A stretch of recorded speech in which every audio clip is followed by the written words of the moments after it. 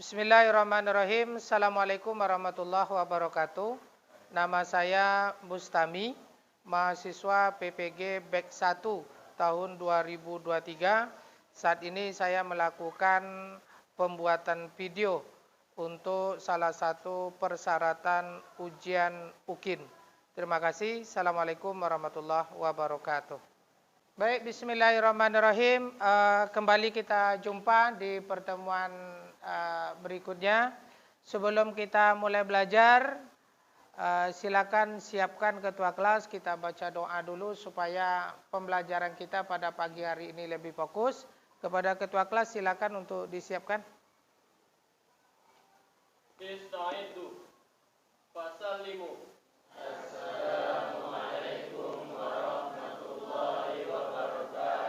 Waalaikumsalam warahmatullahi wabarakatuh. Iqra'ud doa. Bismillahirrahmanirrahim. Rabbi sofna ilman warzuqna fahman birahmatika ya arhamar rahimin. Sehat semua? Sehat. Apa kabar? Baik. Selamat pagi. Pagi.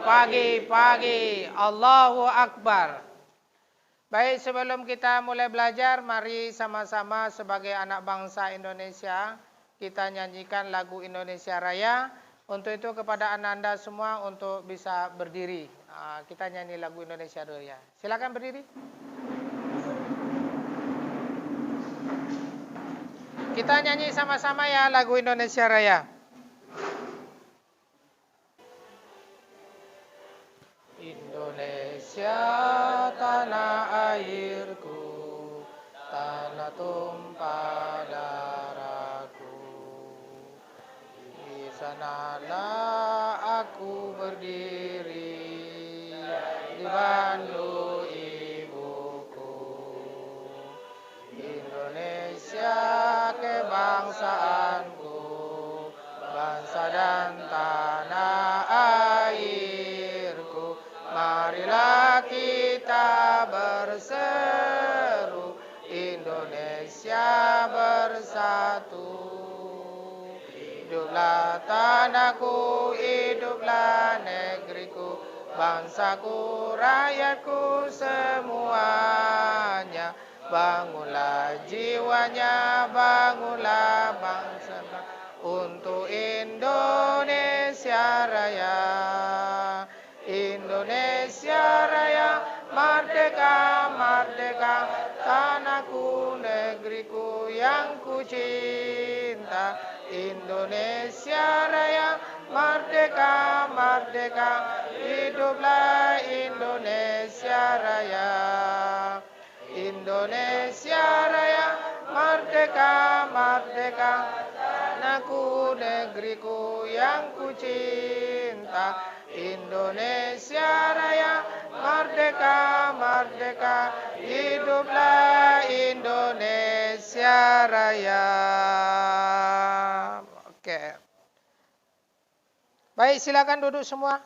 Oke. Baik, alhamdulillah kita sudah nyanyikan lagu Indonesia Raya.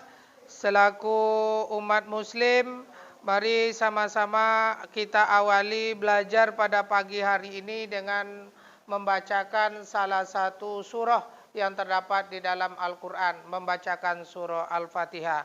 Kita mulai. Karamil Al-Fatihah. A'udzu billahi minasyaitonir rajim. Bismillahirrahmanirrahim. Alhamdulillahi rabbil alamin. Ar-Rahmanir-Rahim. Maliki yaumiddin. Iyyaka na'budu wa iyyaka nasta'in. Ihdinas siratal mustaqim. Siratal ladzina an'amta 'alaihim ghairil maghdubi 'alaihim waladdallin. Amin.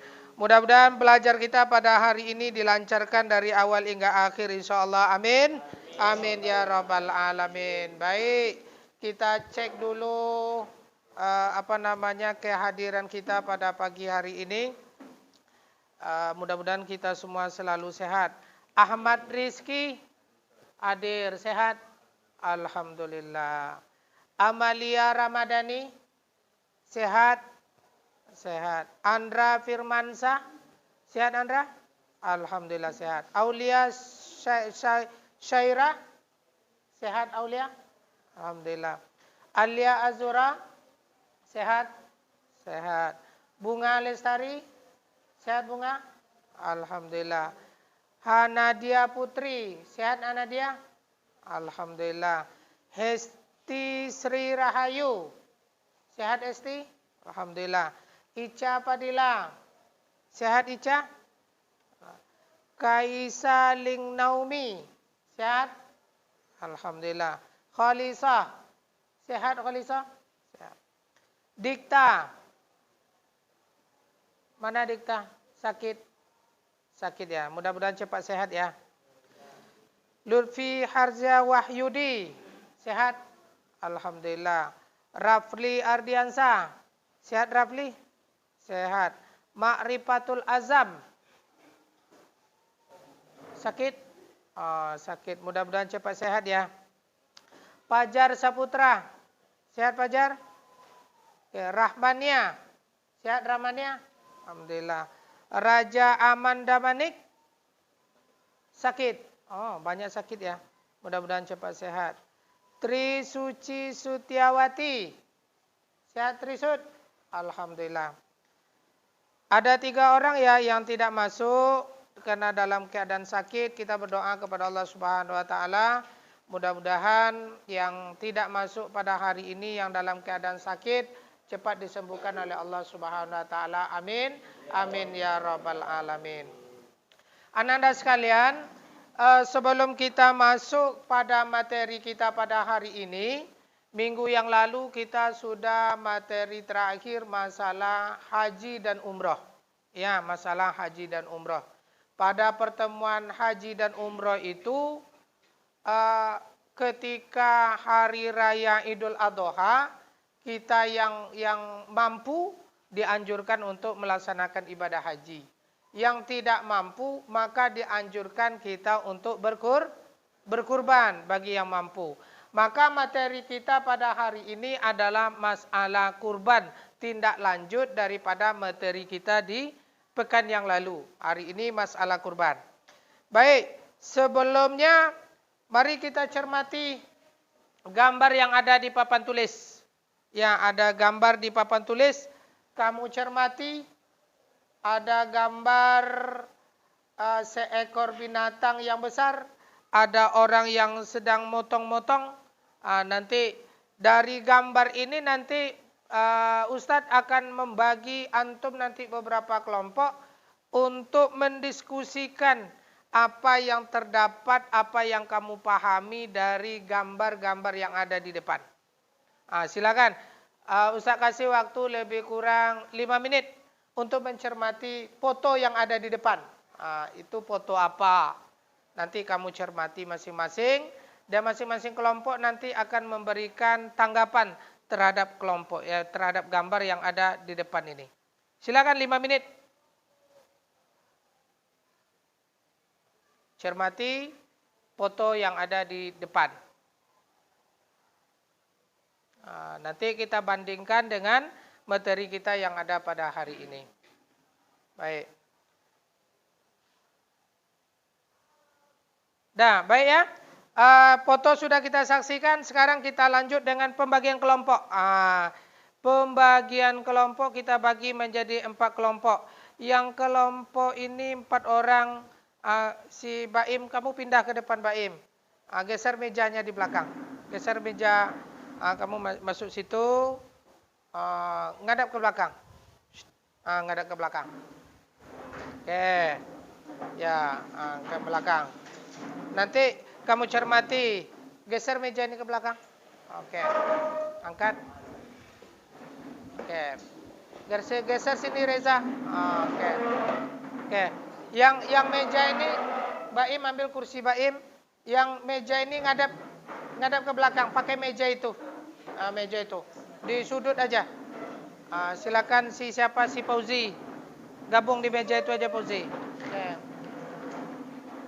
Oke. Kita ada 4 kelompok. Ya, ada 4 kelompok. Oke, 4 kelompok. Sip. Yang perempuan, yang 2 ngadap ke belakang. Si Hesti sama si Ella ngadap ke belakang. Kemudian Ica sama Trisut maju ke depan. Angkat kursinya. Angkat kursinya. Ya. Angkat kursinya, angkat kursi. Geser siapa? Si Hesti, biar kursi itu dibawa.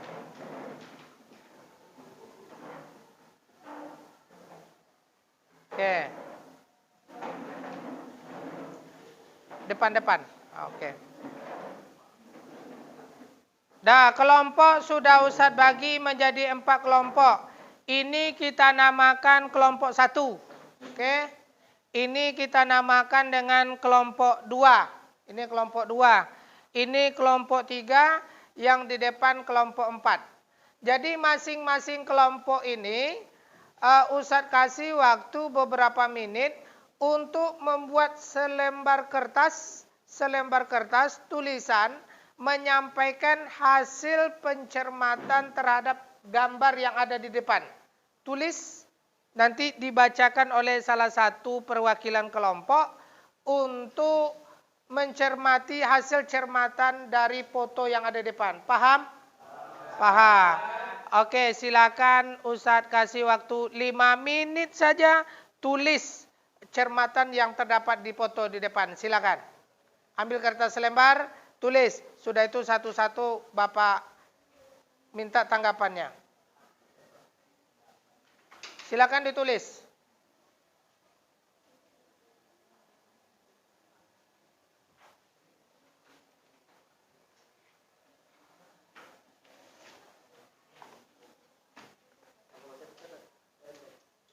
Ya.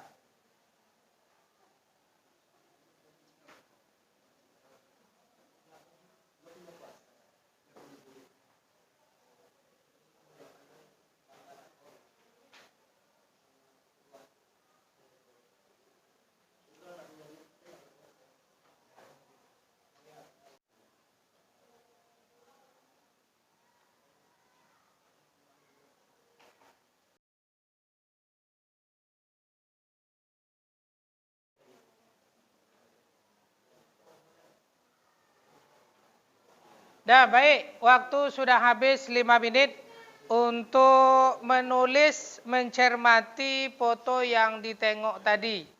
Baik, sekarang Bapak minta dari kelompok 1. Silakan siapa jubirnya untuk menceritakan secara singkat, mencermati foto yang ada di depan tadi. Silakan. Ya, berdiri.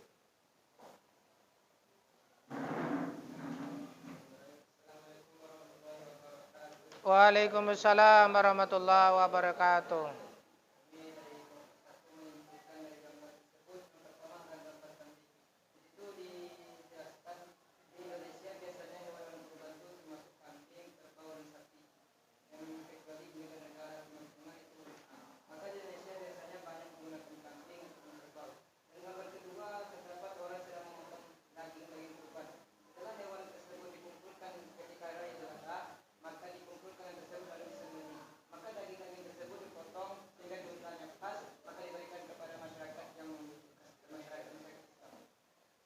Cukup?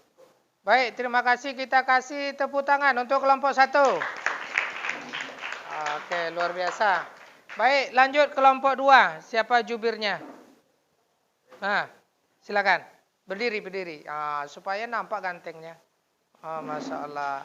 Kita dengarkan hasil pencermatan dari kelompok 2. Dari foto yang kita tengok tadi.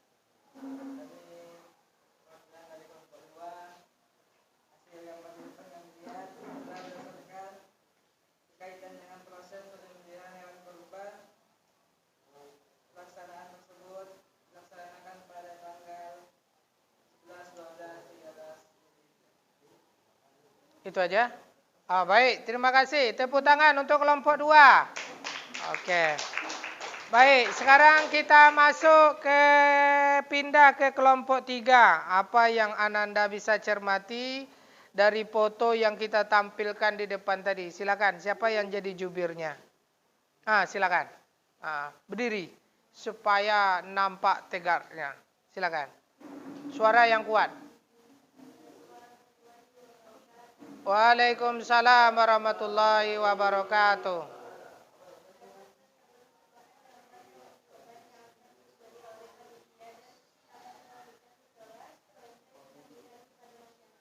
Pada masyarakat. Itu ya hasil cermatannya. Oke, cukup? Oke, kita kasih tepuk tangan kelompok 3. Semangat. Baik, kita berpindah ke kelompok 4. Apa pula hasil cermatan dari foto? Ya, silakan. Siapa yang jadi jubirnya? Bunga. Silakan Bunga.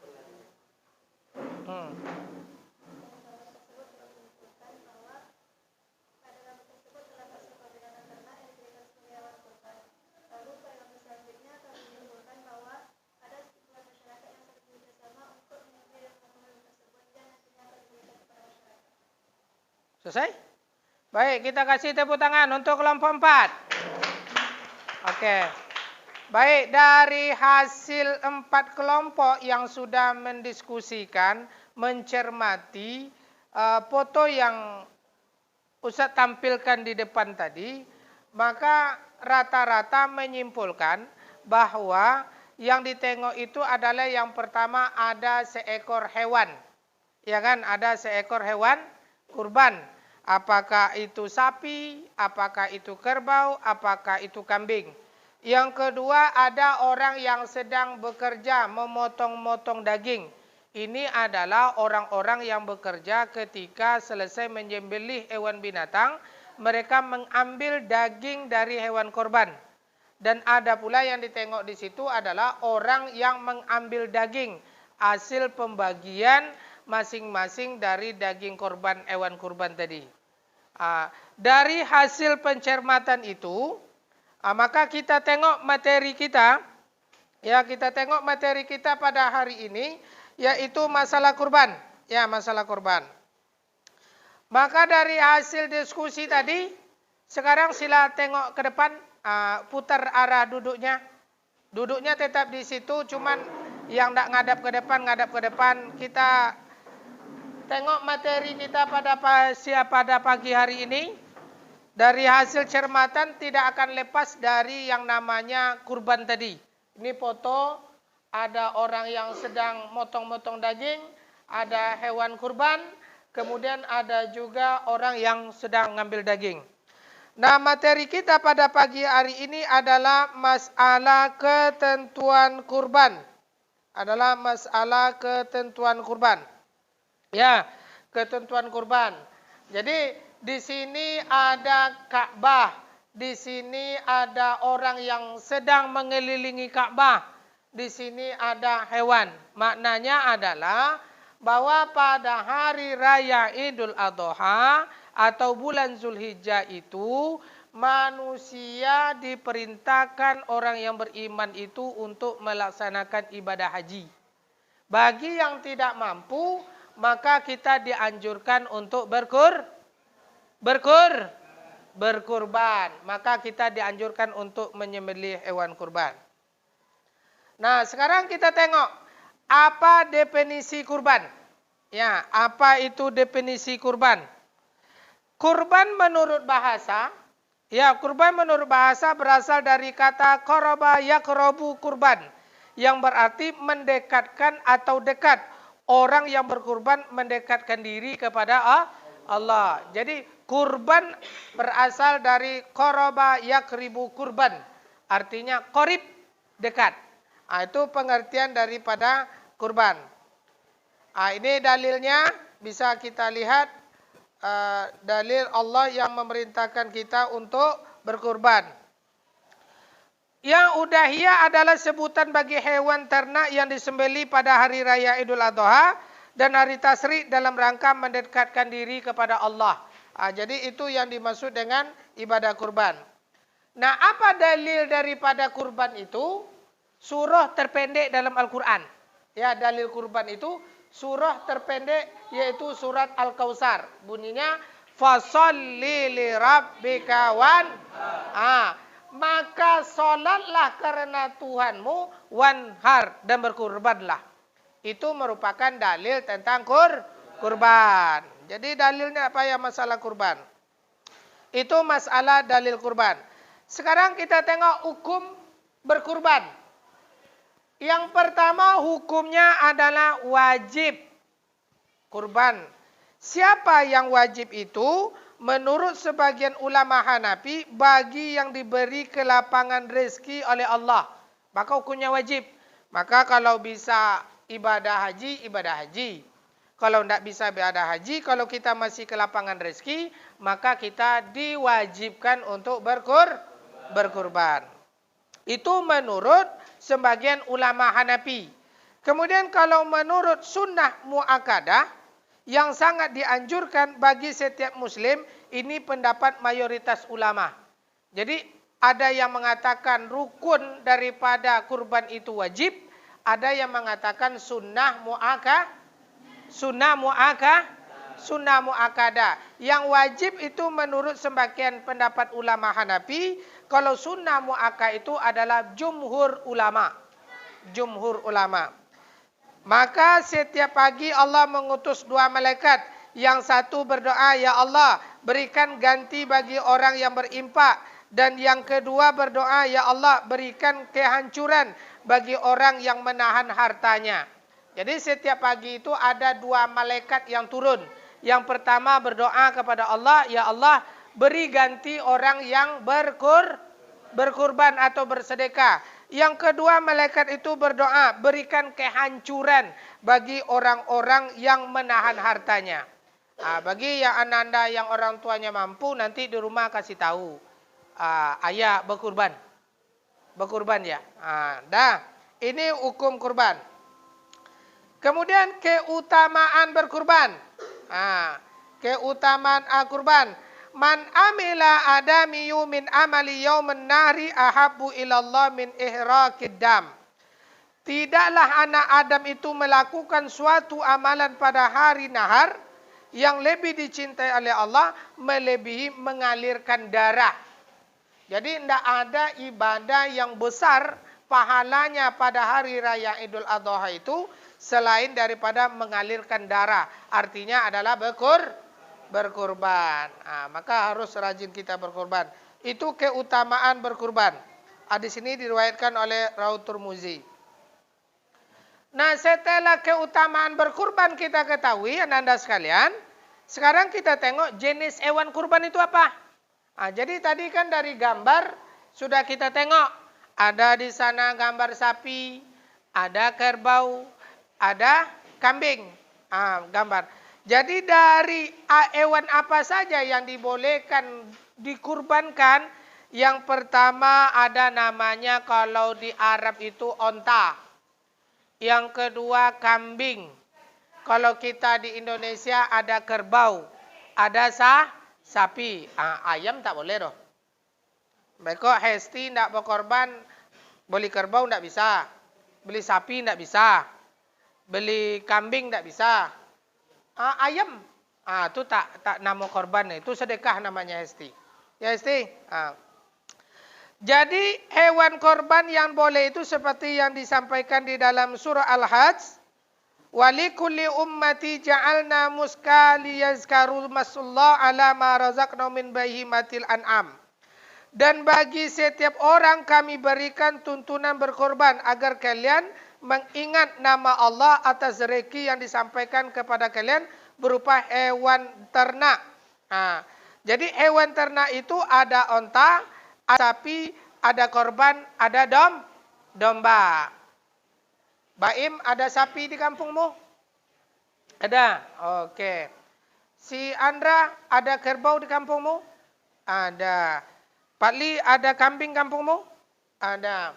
Bunga, kalau di masjid bunga biasanya yang menjadi hewan korban apa bunga? Sapi sama kerbau. Sekali-sekali ada kambing ya. Oke. Elah.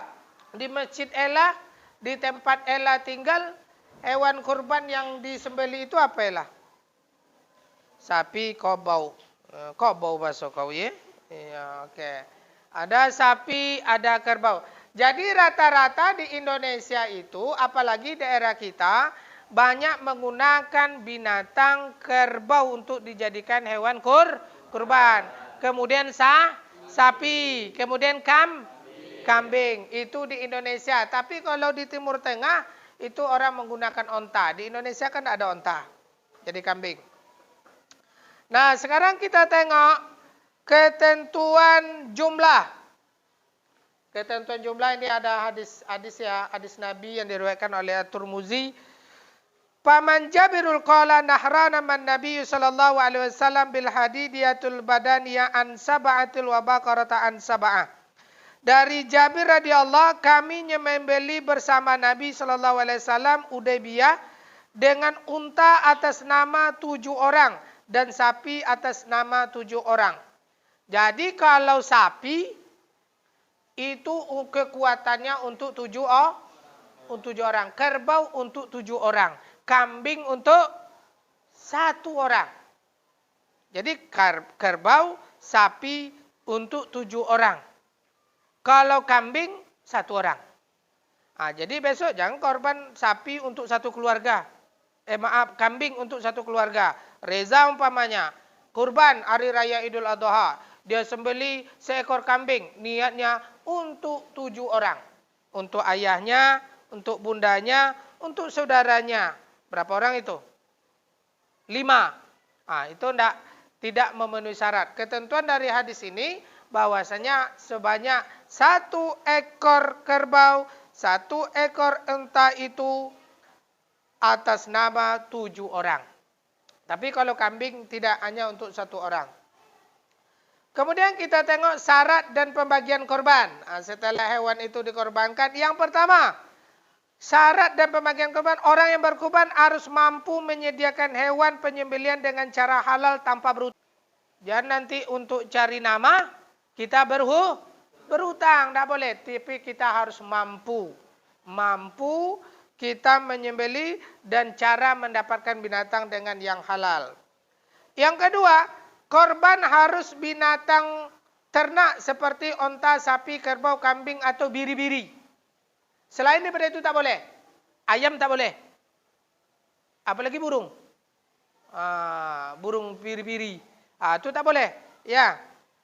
Yang berikutnya, binatang yang disembeli tidak memiliki cacat. Tidak buta, tidak pincang, tidak sakit, dan kupingnya serta ekornya harus utuh. Jadi kerbau, sapi, onta, kambing yang kita sembeli itu harus sehat. Tak boleh hidungnya hilang 1. Tak boleh telinganya hilang 1. Tak boleh ekornya putus. Tak boleh kukunya kurang. Harus utuh. Ini syarat untuk penyembelihan korban. Yang berikutnya, kita tengok hikmah kurban. Ya. Yang pertama, menghidupkan syiar agama dan sunnah. Ya, mensyiarkan agama dan sunnah. Yang kedua, mengenang perjuangan Nabi Ibrahim dan keluarganya. Pernah ingat sejarah itu? Sejarah Nabi Ibrahim ingin membeli anaknya karena Nabi Ibrahim itu sudah umur 82 tahun ya. Dia tidak dikurunia anak. Maka dia berdoa kepada Allah, ya Allah, beri saya seorang anak. Kalau saya nanti dapat anak, saya siap melaksanakan perintah-Mu ya Allah. Dengan izin Allah, Nabi Ibrahim pun punya anak. Ketika itu istri Nabi Ibrahim yang pertama siapa namanya? Siapa namanya istri Nabi Ibrahim yang pertama? Sarah. Istri yang kedua namanya Siti Hajar. Siti Sarah ini menyuruh Nabi Ibrahim nikah dengan Siti Hajar. Siti Hajar ini adalah pembantu mereka. Pembantu rumah tangga. Karena tidak ada beranak, maka istri pertama daripada Nabi Ibrahim suruh nikah dengan pembantu mereka yang namanya Siti Hajar. Dengan izin Allah, Siti Hajar hamil. Setelah tumbuh besar, Allah memerintahkan supaya Ismail itu disembelih. Disitulah sejarah awalnya. Maka hikmah berkorban adalah mengenang perjuangan daripada Nabi dan keluarganya. Kemudian berbagi kebahagiaan di hari raya.